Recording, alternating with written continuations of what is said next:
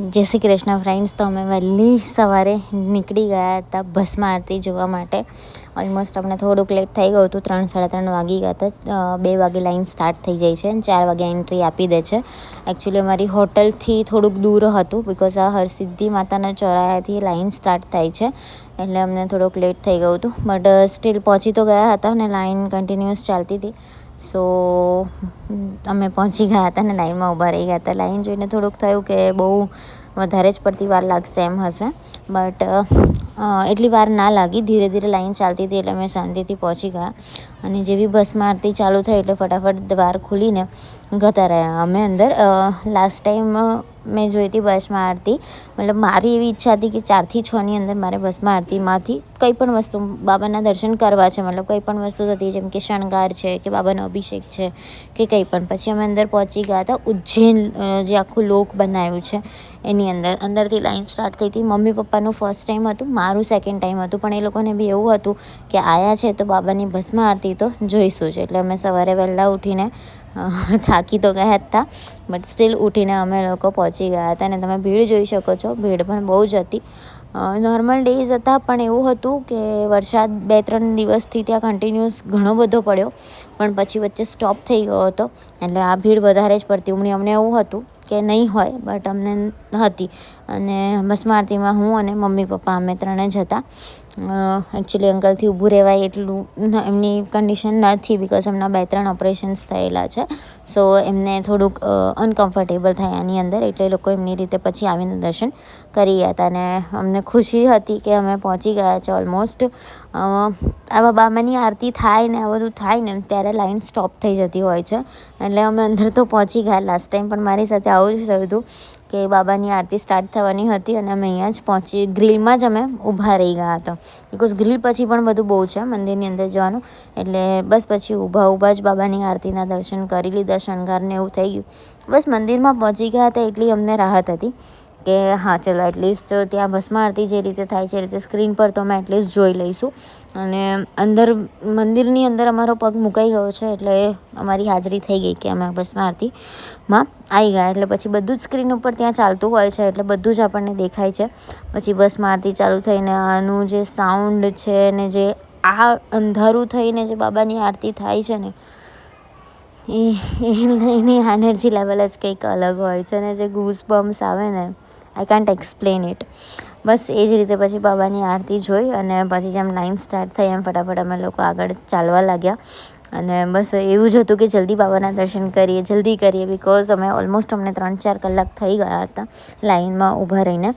એટલે ઉતાવળ તો હતી જ બાબાના દર્શન કરવાની, પણ ધીરજ તો રાખવી જ પડે, બિકોઝ જ્યોતિર્લિંગ છે યાર, એટલે ભીડ તો હોય જ. સ્ટીલ અમને સારા એવા બાબાના દર્શન થઈ ગયા. તમે જોઈ શકો છો અહીંયા આગળ બહુ જ મસ્ત રીતે. સો કહેવાય છે કે महाकाल का बुलावा ऐसे ही नहीं आता, खुद महाकाल बुलाते हैं तभी कोई इंसान वहाँ पे जा सकता है. તો બસ આ બાબાનો મારા વર્ષની અંદર મારું બીજી વખત હતું.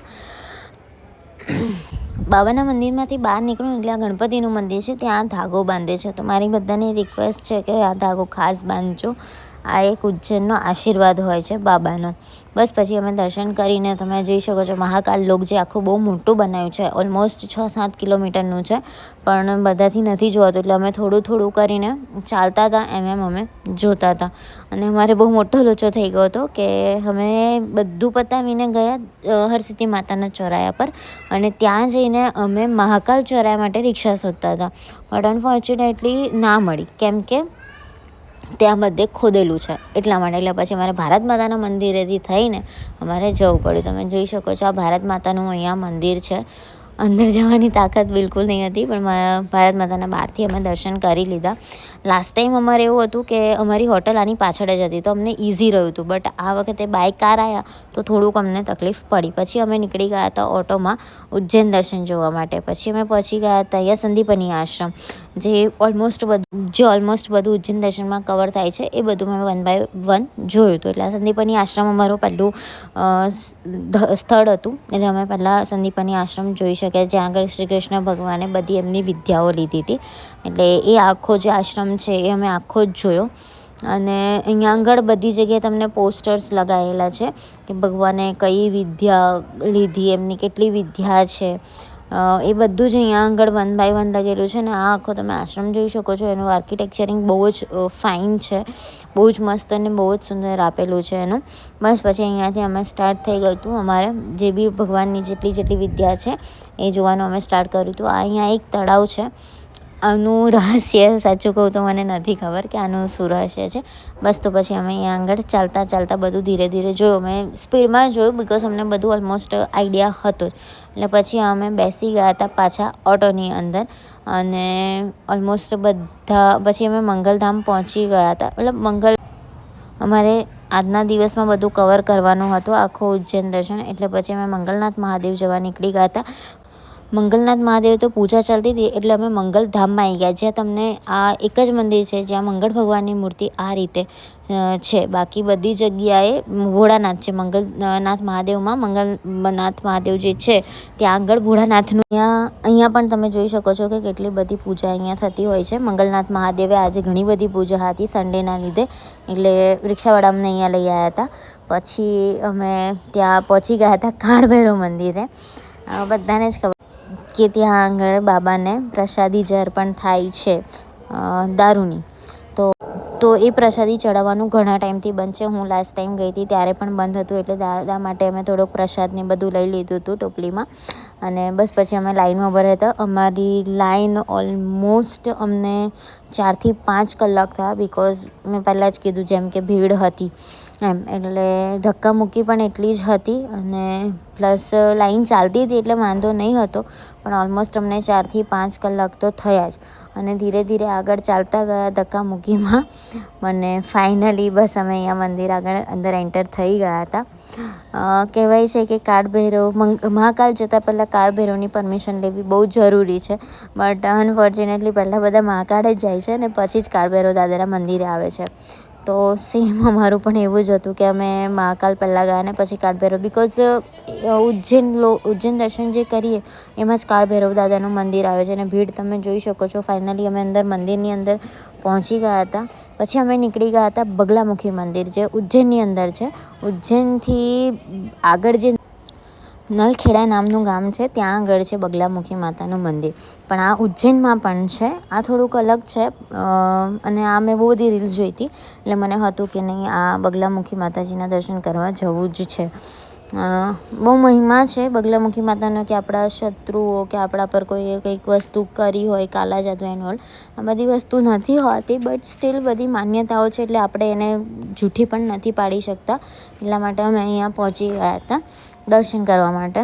અને અમે સ્પેશિયલ કીધું હતું રિક્ષાવાળા ભાઈને કે અમને અહીંયા સ્પેશિયલી લઈ જજો. ઉજ્જૈન દર્શનની અંદર આ કવર નથી થતું, પણ 2-3 મંદિર જે એવા હતા જે અમારે જવું હતું સ્પેસિફિક, એટલે અમે એમને એક્સ્ટ્રા થોડાક પૈસા આપીને એમને કીધું કે અમને આ જગ્યાએ પણ ફેરવી લેજો. એટલે ભાઈ સારા હતા, એટલે અમારી 2-3 જે એક્સ્ટ્રા જગ્યા હતી થોડાક અમે પૈસા વધારે આપીને એ પણ અમે કવર કરાવી લીધું હતું. ને તમે મંદિર જોઈ શકો છો, બહુ જ સારું એવું છે. એનું મને બહુ જ ગમ્યું. ત્યાં આગળ કંઈક બહુ જ એકદમ સુકૂન મળે, એકદમ કહેવાય ને એકદમ સ્પેસ હોય ને એવું હતું, સારું હતું. બસ પછી ઉપર ચડી ગયા. થોડુંક ઉપરથી છે, નીચે શિવલિંગ હતું, ભોળાનાથનું મંદિર હતું ને ઉપર માતાજીનું મંદિર હતું. આ છે બગલામુખી માતા. જે નલખેડામાં છે ત્યાં 3 મુખી માતાજી છે અને અહીંયા એક જ મુખી છે.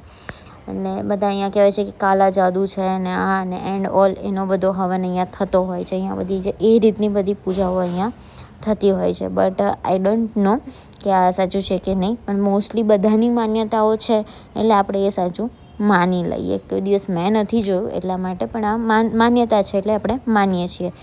બસ પછી અમે નીકળી ગયા હતા આગળ બીજા મંદિરે જવા માટે, ગઢકાલિકા માતાના મંદિરે. ત્યાં આગળ માતાજીના હોઠ પડ્યા હતા એવું કહેવામાં આવે છે. જ્યારે ભગવાન શિવ જ્યારે સતી માતાનું આખું શરીર લઈને જતા હતા ત્યારે માતાજીના હોઠ અહીંયા પડ્યા હતા એવું કહેવામાં આવે છે. એટલે આ 51 શક્તિપીઠમાંથી આ એક શક્તિપીઠ ઉજ્જૈનની અંદર છે, ગઢકાલિકા માતાનું મંદિર. એટલે બસ અમે અહીંયા આગળ પહોંચી ગયા હતા. અંદર માતાજીનો શણગાર લઈ લીધો હતો. કહેવામાં આવે છે કે જો સુહાગન સ્ત્રી જે હોય ને અહીંયા માતાજીનો શણગાર ચડાવે તો એમના માટે બહુ સારું કહેવાય, એમનો ચૂડી ચાંદલો અમર રહે. બિકોઝ ખુદ સાક્ષાત સતી માતાનું અહીંયા બિરાજમાન છે એવું કહીએ એમ. એટલે પછી અહીંયા દર્શન કરીને પછી અમે આગળ નીકળી ગયા હતા ગણપતિ દાદાના દર્શન કરવા માટે આ મંદિરે. એટલે એક્ઝેક્ટલી હું નામ ભૂલી ગઈ છું, સોરી. પણ આ ત્યાં ગઢકાલિકા માતાની મંદિરની બાજુમાં જ છે આ ગણપતિ દાદાનું મંદિર. પછી અમે પહોંચી ગયા હતા ઋણમુક્તેશ્વર મહાદેવ. કહેવામાં આવે છે કે અહીંયા પીળું દાન ભગવાનની ઉપર ચડાવવાથી તમારા ઉપર જેટલું પણ કંઈ દેવું હોય એ તમારું બધું ભગવાન પૂરું કરે છે એમ. હવે એકચ્યુઅલી અહીંયાથી પીળું દાન દેવાનો કંઈ વાંધો હતો નહીં, પણ મને એવું હતું કે આઈ થિંક એ ચડાવેલું જ પાછું કરે છે, એટલે અમે ના લીધું. પછી અમે પહોંચી ગયા હતા મા કામાખ્યા દેવી મંદિર. જે બધાને ખબર જ હશે ગુવાહાટીની અંદર જે કામાખ્યા દેવી માતાનું મંદિર છે, સેમ એવું ઉજ્જૈનની અંદર પણ છે. આ વસ્તુ મને નહોતી ખબર. આ રીલ અત્યારે બહુ ઘણી બધી ફેમસ થઈ રહી છે અને અમે કન્ટિન્યુઅસ જોયું હતું ઘણા બધા રીલ્સની અંદર. એટલે મને એવું હતું કે અહીંયા જઈએ. કામાખ્યા દેવીનું મંદિર અહીંયા છે, માતા કામાખ્યા દેવી. અને સેમ તમે જોઈ શકો છો એમનો યોનિનો ભાગ જ છે અહીંયા પણ, જે રીતે ગુવાહાટીમાં છે એ જ રીતે. અને અહીંયા જે ગુરુજી હતા એમને અમને કીધું કે આવી રીતે અહીંયા માતાજી નદીમાંથી ઉત્પન્ન થયેલા છે. પછી અમે પહોંચી ગયા હતા હોટલ ને પછી અમે સાંજે નીકળી ગયા હતા જમવા માટે. શોધતા હતા કે કઈ હોટલમાં સારું જમવાનું હશે અને ફાઇનલી અમને એક સારી એવી હોટલ મળી ગઈ હતી કે જ્યાં અમારા બધાના ટેસ્ટ થઈ શકે. આ હતું કુલચા લાલ પરાઠા ઢાબા કે પરાઠા દાસ સમથિંગ. આ છે મહાકાલ ચોરાયાની આગળ જ છે. ત્યાં આગળ તમને બધું જ ટેસ્ટ સારો એવો મળી જશે. અને અમે અહીંયા વેઇટ કરતા હતા કે ફટાફટ જમવાનું આવે, બિકોઝ આખા દિવસના ભૂખ્યા હતા. સવારે ચા નાસ્તો કરીને ગયા હતા એ જ, પછી કન્ટિન્યુઅસ બધું ચાલતું હતું એટલે કે એટલું બધું મજા ના આવે. પણ સ્ટીલ પછી અમારું જમવાનું જમીને પછી અમે નીકળી ગયા હતા હોટેલ.